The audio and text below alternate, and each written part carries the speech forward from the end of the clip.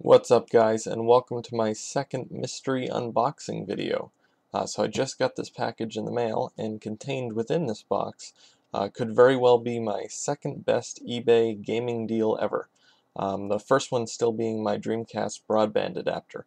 And like the broadband adapter, one of the main reasons I got this for such a good deal is because the seller just didn't know what they had. The second reason being that the seller actually listed this as non-working. Which I have a theory about that. I think it does work, but I'll tell you about that a bit later. But I got this for $10.50, so, and that's shipped, free shipping. So you definitely can't go wrong for that. If it's what I think it is, which I'm about 99% sure it is what I think it is, it should be a really good deal. But regardless, for $10.50, I don't really lose much if it's not. So anyway, enough chit chat, let's get this thing open. So to open this thing up, I got my handy dandy sonic screwdriver. Alright, so now that we have the box open, let's see what we have inside. So as you can see, a bunch of packing popcorn here. Let's get that out and see what we have underneath at the gooey center, as it may be.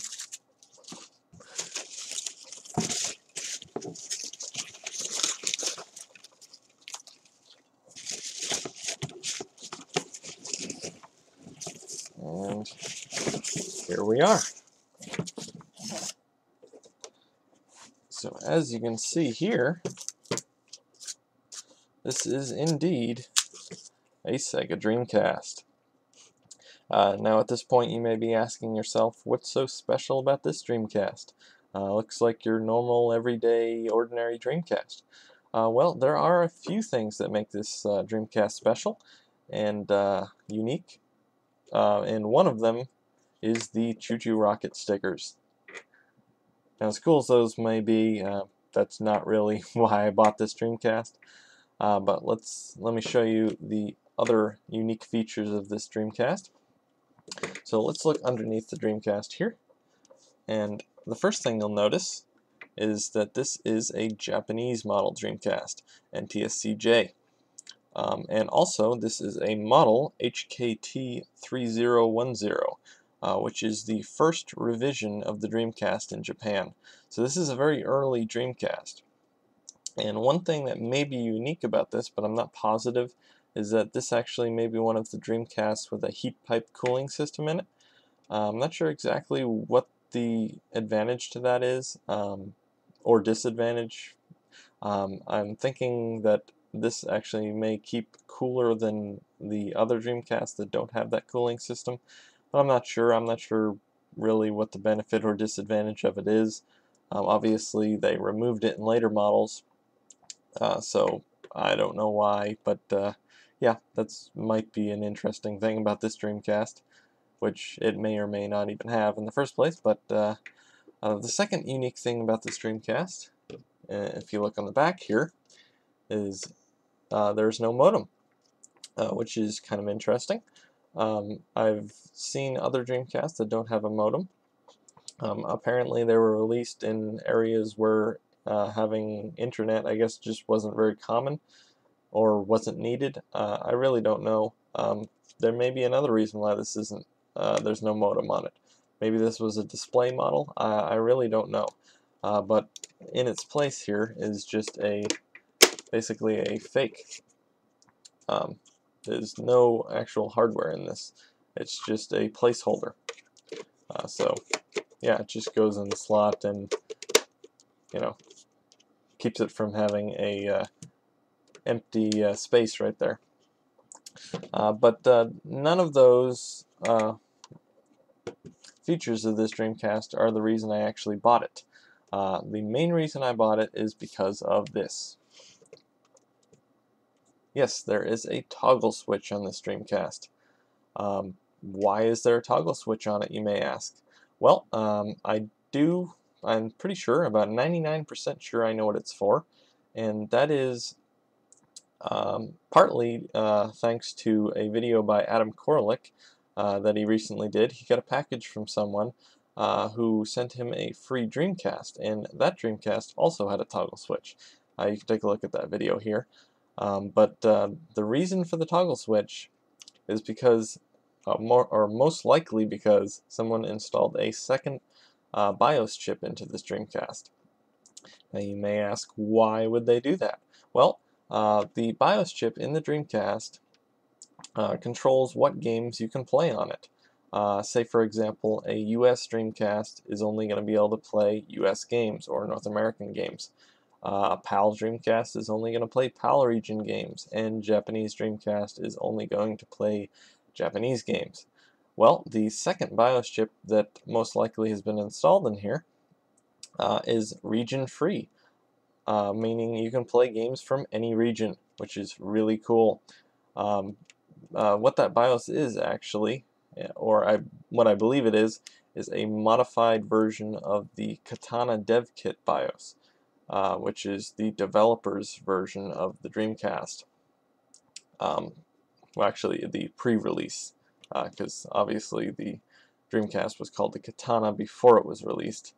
It was obviously called the Dreamcast after it was released. Yeah, but yeah, so that BIOS will be able to play any Dreamcast games from any region. The reason for the switch is to switch between the BIOS chips. So you can switch back to the default BIOS if you want.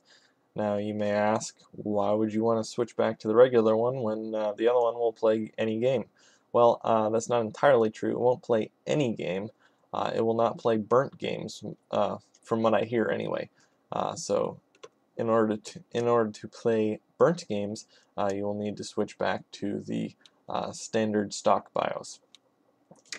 But anyway, that's what I think this is. I'm 99% sure, but we're actually going to test this out and see.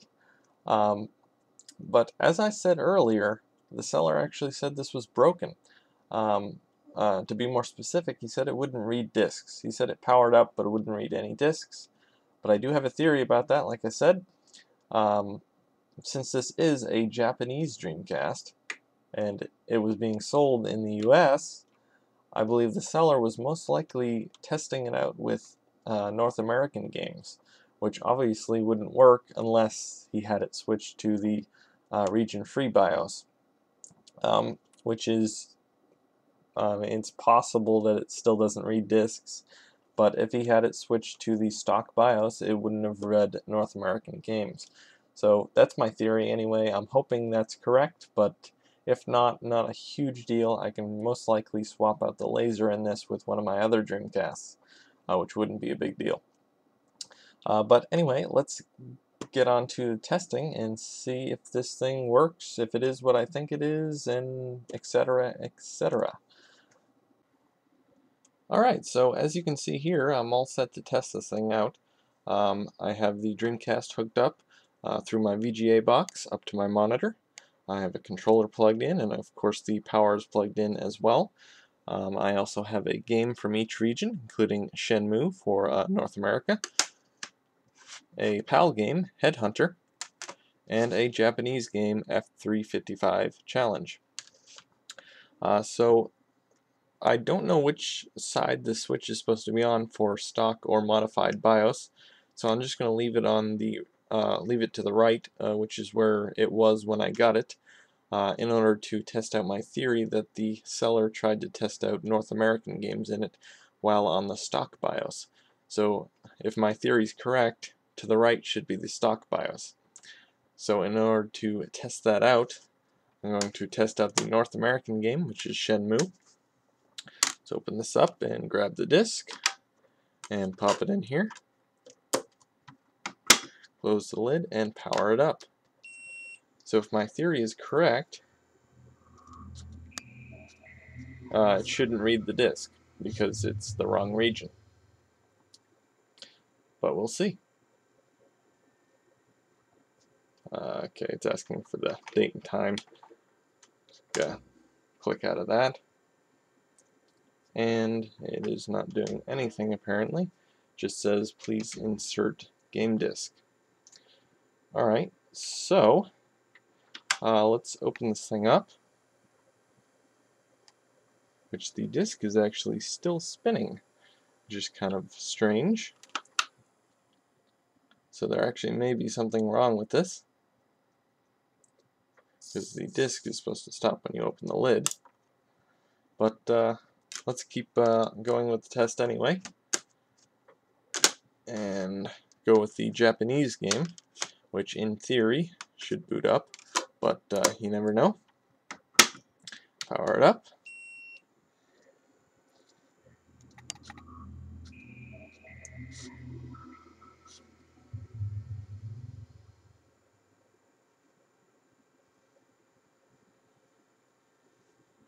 Asking for the date again. Get out of that. Oh, and it is booting up, apparently. So my theory appears to be correct.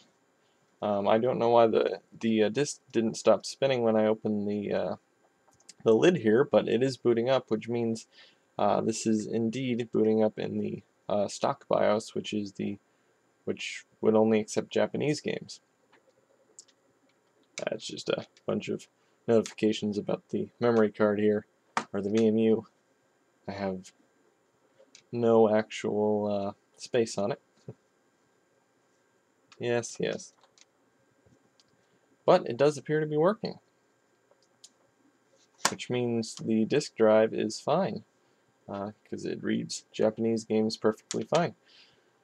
So let's power this down again, and we are going to now switch over to the other side of the switch, which in theory should be the modified DevKit BIOS. Put this back in the case here. So we'll try out the North American game again, since that didn't work before. If this is indeed a modified Dreamcast, it should boot up fine. So let's see.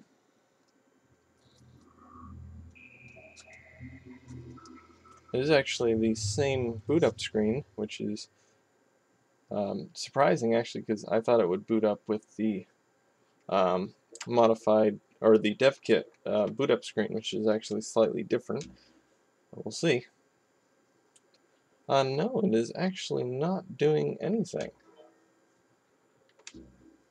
It still won't read the disk apparently, which is kind of odd.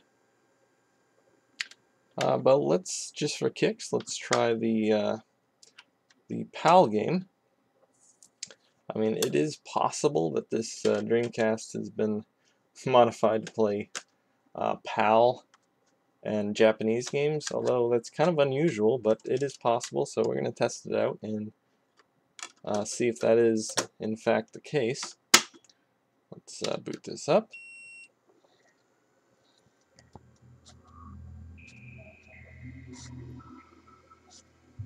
Because otherwise, I really don't know what that switch would be for. No, it still doesn't appear to want to read the disk, which is really strange. So I'm actually going to have to look into this and see why the switch is in here. Once I do, I will update. Alright, so after opening up the Dreamcast and doing a bit of testing, I actually did figure out the purpose for the switch. But oddly enough, I'm even more baffled than ever, even though I did figure out what it's for. So let me show you what it actually does. When you turn the Dreamcast on here, go after the logo here.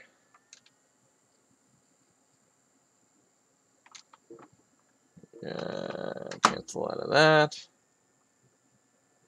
Alright, so now as you can see, we're at the main menu. I have Shenmue in there, which is the North American game, and it doesn't work because this is a Japanese Dreamcast. And it turns out this was not region modded in any way, which is disappointing. But it is kind of intriguing in a way because the Switch does something else, which is kind of strange, and I don't know why anyone would do this modification. But here it is anyway. I mean, You flip the switch, as you can see, the disc stopped. And if I switch it back, it spins up again. And as you can see, it's reading the disc. Basically what the switch is doing is it's emulating the lid. As you saw earlier, when I opened the lid, the disc didn't stop spinning. So basically they just replaced the lid, or the switch that the lid would normally trigger, with this toggle switch here. Why anyone would do that, I really don't know. If anyone knows why someone would do this modification, please let me know, because I would love to know why. But yeah, I mean, basically the Dreamcast that I thought would be a region-free Dreamcast turns out to be just a regular, ordinary Japanese Dreamcast with a switch that replaced the lid mechanism. You know, it's weird, but kind of interesting anyway. But I only paid $10.50, so even that for just a Japanese Dreamcast is a good deal. But another thing that, while I'm asking questions to the viewers out there, is this modem here, which I thought before was actually a placeholder. Turns out it actually does have some hardware in it. I don't know, because I took these two screws out, and it turns out there is actually a circuit board in here. What it's for, I really don't know. I mean, it would be awesome if this Dreamcast actually turned out to be some type of developer model, but I really do not know. So if anyone knows, please let me know. But anyway, guys, this has been a very interesting mystery unboxing. It turns out I have more questions than answers after this, but yeah, if you have the answers for me, please let me know. Otherwise, just comment, rate, subscribe, and thanks for watching.